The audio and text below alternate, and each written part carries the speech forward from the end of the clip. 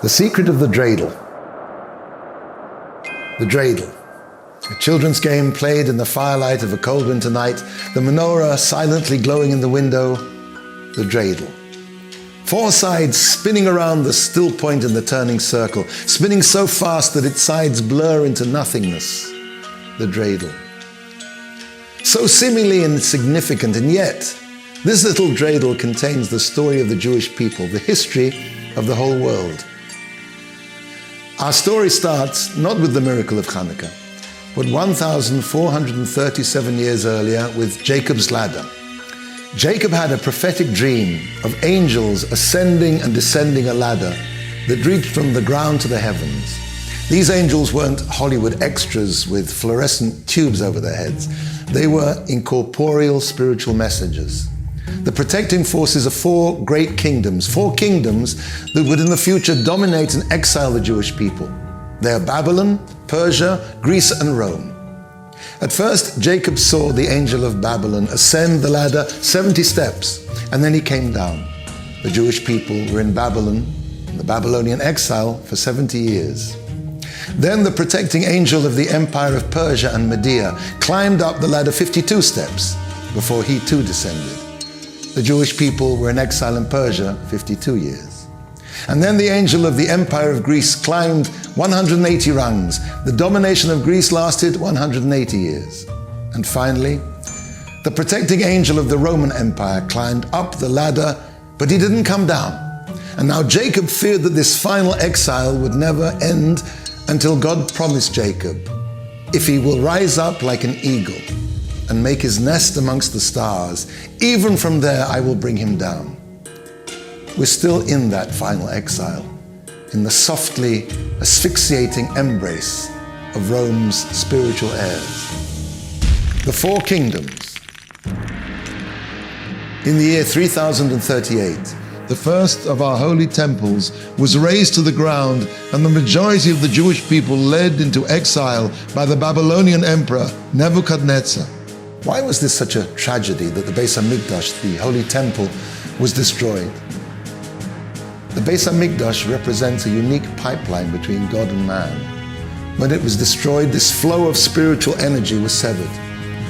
Now, this level of connection is linked to the Hebrew word nefesh. As it says in Vayikra, when a soul, nefesh, will bring an offering. Nefesh begins with the Hebrew letter nun.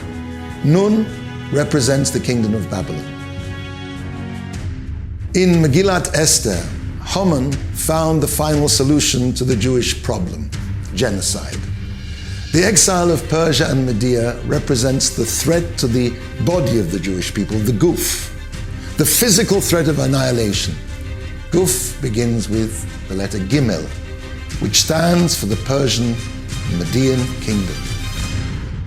Now, Greece, on the other hand, represents the attack on Torah, the wisdom of Israel. The Hebrew word for intellect is sechel. The Greeks weren't interested in the physical destruction of the Jewish people. Rather, they wanted to destroy the spiritual core of Judaism, the Torah, and leave a Hellenized hulk that would conform to the Greek norms of aesthetics, drama, the superficial wisdoms. Seichel begins with the Hebrew letter sin, and that's the letter of the kingdom of Greece. The fourth kingdom, Rome, is the summation of all the other exiles. At the beginning of their domination, the Romans, like the Babylonians, stopped the bringing of offerings in the temple. They destroyed the second holy temple and inflicted unthinkable carnage on the guf, the body of the Jewish people, with their massacres. After the massacre at Beitar, they used Jewish blood as fertilizer for 7 years. At first, Rome was the intellectual scion of Greece, but with the conversion of the Emperor Constantine to Christianity in 313 of the Common Era, the Catholic Church then became the spiritual heir of the Roman Empire. After the demise of the influence of the Church, the mantle of Rome was subsequently worn by secularism and materialism. These are the spiritual incarnation of Rome in our own times. Rome is all the exiles rolled up into one, and thus it is represented by the Hebrew word hakol, meaning all, and its first letter is the letter he. Take a still point in the turning circle. Where is the point at the center of a circle?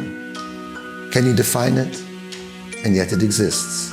Just like the letter Yud in the Hebrew alphabet, a single dot from which the whole universe was created. This is the threshold of existence. There is a still point in that turning circle. And around that dot turns the whole world. The Jewish people are that little dot, so infinitesimally small, and yet around this immutable dot the world turns. What stands in opposition to that little dot? What is the opposite of the central point that occupies no space? Direction, north, south, east and west, expansion in 4 directions.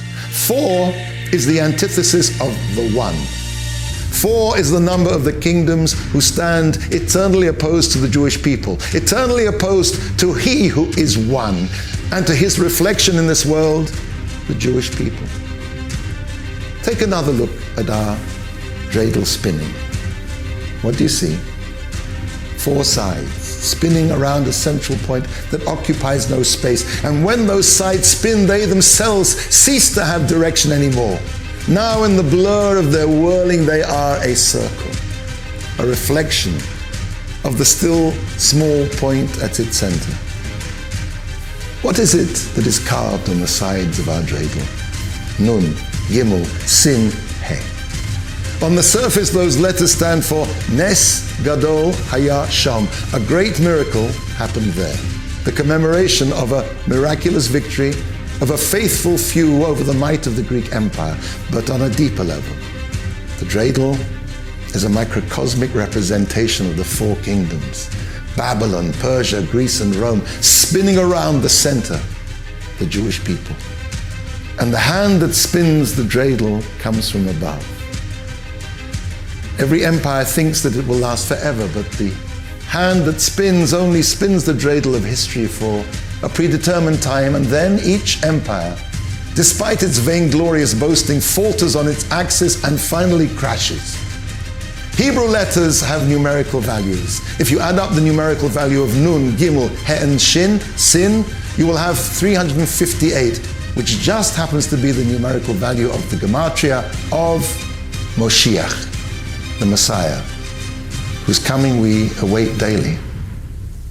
The dreidel, a children's game played in the firelight of a cold winter night, the menorah silently glowing in the window, the dreidel, its 4 sides spinning around the still point in the turning circle, spinning so fast that its sides blur into nothingness, the dreidel, so seemingly insignificant. And yet this little dreidel contains the story of the Jewish people, the history of the whole world.